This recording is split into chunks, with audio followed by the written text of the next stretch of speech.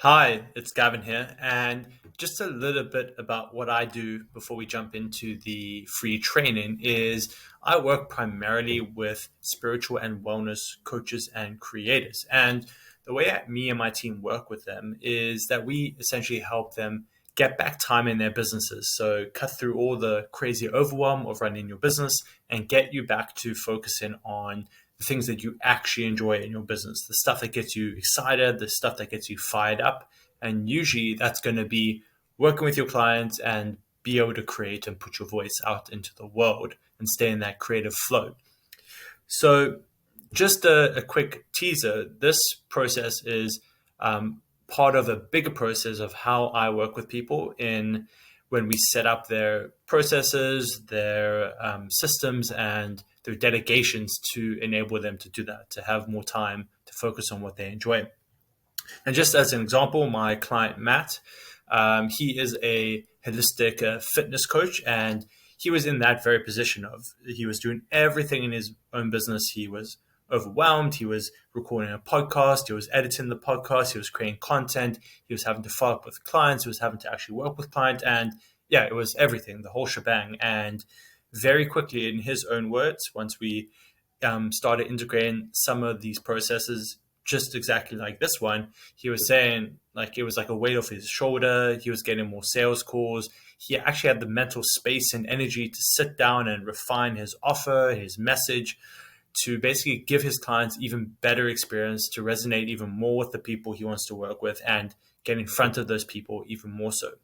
So, time to jump right into the training. So, what this training is about is essentially how do you make a good post on Upwork to find the best virtual assistants that it's going to save you time and be even less of a headache than you would normally have to go through when finding these virtual assistants. So if you don't know Upwork, I'm going to quickly click over. So Upwork is a freelance platform where you can post jobs and people who are freelancers in various ways can respond to you and say, hey, I can help you with this, I can help you with that. And it can be a very, very beautiful place, but it can also be an extremely overwhelming place because you post and you post a job and you get 50 responses in like not even a day. So it can be pretty intense and pretty crazy if it's your first time there.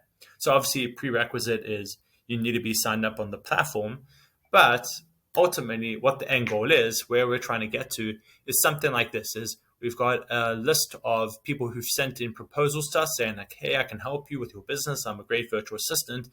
But we filtered that list down to people who are more than likely going to be the best fits, who we know actually take time to understand our goals, who take time to read our posts, and basically put ourselves in the best position to actually be chatting with someone who's going to be a great addition to our business and can really help us achieve our goals. Because that's what it is. Having a virtual assistant and growing your team, they're helping you achieve your goals and allow you to focus on the stuff you actually enjoy. So now to click over to the actual template, and I'm going to explain why I've put certain things in and then how that enables us to get to this situation where we're getting really good responses from virtual assistants. So this is coming from someone who was a freelancer on the platform myself ages ago. I became top rated at what I do back then. And so I know what it's like to be a freelancer on the platform and then also to post on the platform looking for people to help me and also obviously help my clients to bring on people for their team, et cetera, et cetera. So the template essentially is doesn't need to be crazy detailed. It doesn't need to be like paragraphs of information. It basically needs to give the people who are reading the job post enough to bite on so they can at least know what type of situation you're in, what you're trying to achieve, what your context is. And it gives you a way to also filter out the good and bad freelancers. So you can see here, this is the actual proposal I posted not too long ago when I first hired my VA. And you can see here, I just give a very general information introduction. For you, it can be almost the same. You can say, I'm a spiritual coach and I run a business. I work with people one on one and I'm looking for a bit of help with my job. Again, it doesn't have to be crazy over the top. I personally hate when people say, I'm looking for a rock star virtual assistant who's an all rounder, etc., etc. Like, no, let's be realistic. You give them a bit of context. You're not expecting one person to be able to do everything, but you want to say, like, hey, I'm looking for help. These are the things I'm doing, and I would love to chat. That's essentially the gist of what a good proposal, a good job post in my mind is on Upwork to find good freelancers. So you can see here, I said I just run an online business, a consulting business, helping online coaches. And then all I'm really doing is just listing a bunch of things I do in my business. So you are going to need to sit down and do a bit of a brainstorm, and you're going to need to think, okay, what software am I using? Okay, I use Canva. I post on Facebook. I keep all my documents in Google Drive.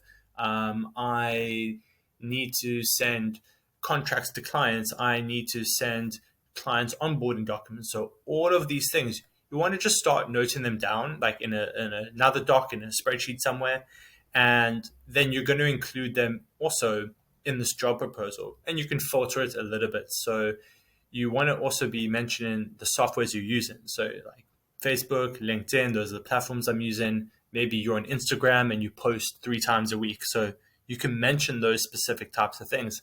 I mentioned specific, like the CRMs I use, so Agile, Notion, Trello, all that type of thing.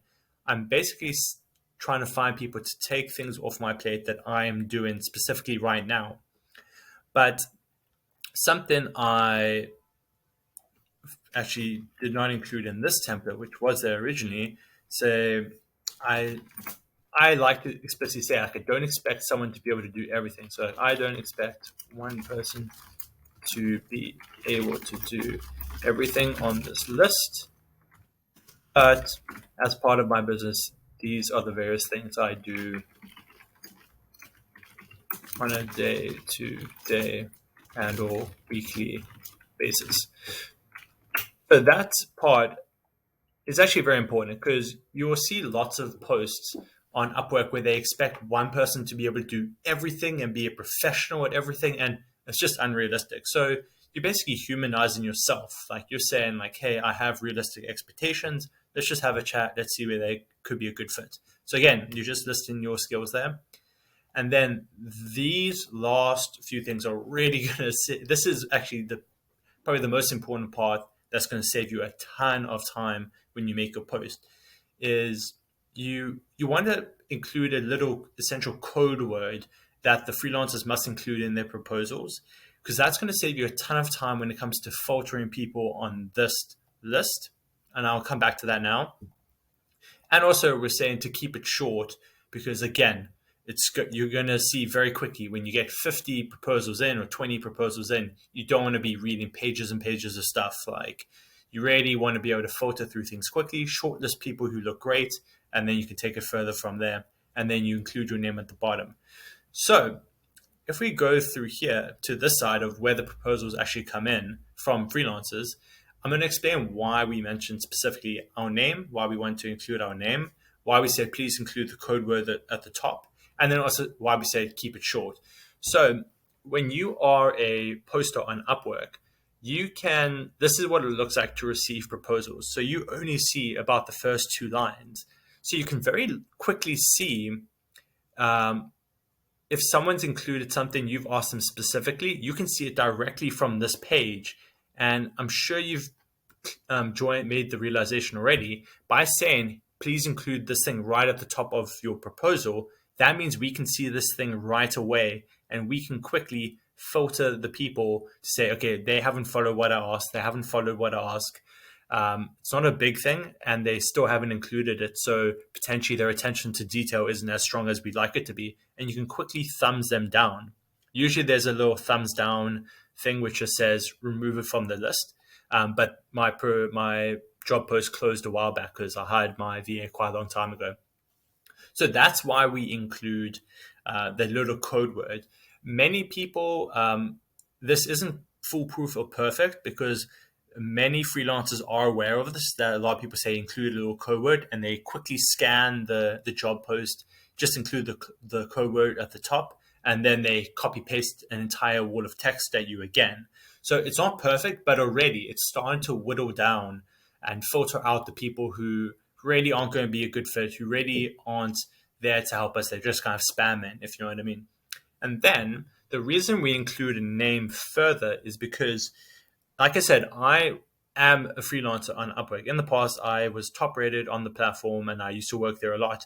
And one thing you really do as a good freelancer is you look for a way to show that you've actually done a little bit of research and that you're actually wanting to connect. And one of those ways is you try to find the person's name. So usually you do that in the job history of a poster. So when you're looking at a job post as a freelancer, you can see previous posts and reviews, and you can normally find someone's name. But what we've done here is we've included the name specifically in the job post to actually make their lives a little bit easier. So the fact if they still don't include your first name, which you've included right at the bottom of the job post, it's like they really haven't taken that much time or thought into how they want to connect with you over the proposal. So that is why we include our name. So, for example, this is like, to whom it may concern, my name is, it's all about him, him, him. There's no like, hey, Gavin, or like, let's get automated, which was one of my original code words.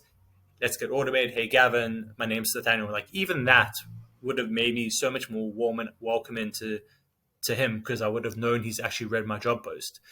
And then the last part of keeping it short to just 2-3 paragraphs is because you will get like pages of responses from people sometimes. Like, it's crazy. Some people will send you pages and pages of conversation, and you know there's no way they've sat and typed that to you, and it just becomes messy in your inbox. So by saying like, hey, just keep it short, 2 or 3 paragraphs, you also know they're reading, they're following what you're asking. You're saying like, hey, I don't want to be reading these massive walls of text. Just send me a quick thing to introduce yourself. Let me know that you've actually read the job post, and then we can take a conversation further over the messenger, or you can schedule a call with them eventually. So that is the quick introduction to the Upwork post template. There's a couple of other things below at the bottom which expand on that, but I primarily wanted to just explain the template side of things because the procedure is pretty straightforward from there on that I include at the bottom of the post.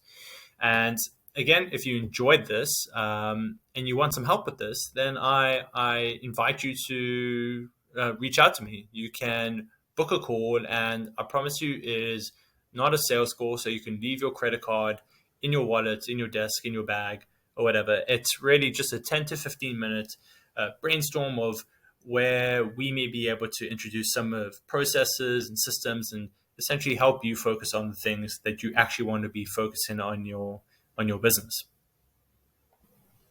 So if you are feeling overwhelmed, like Matt did, who I mentioned earlier in the video, then again, I invite you just to pick out a time on the calendar, find a time that fits for you. And if there aren't any times that fit for you, then just reach out to me, give me a shout, and then we can make a plan from there. But I hope you've enjoyed this training, and also please feel free to share it with anyone you think might enjoy it as well.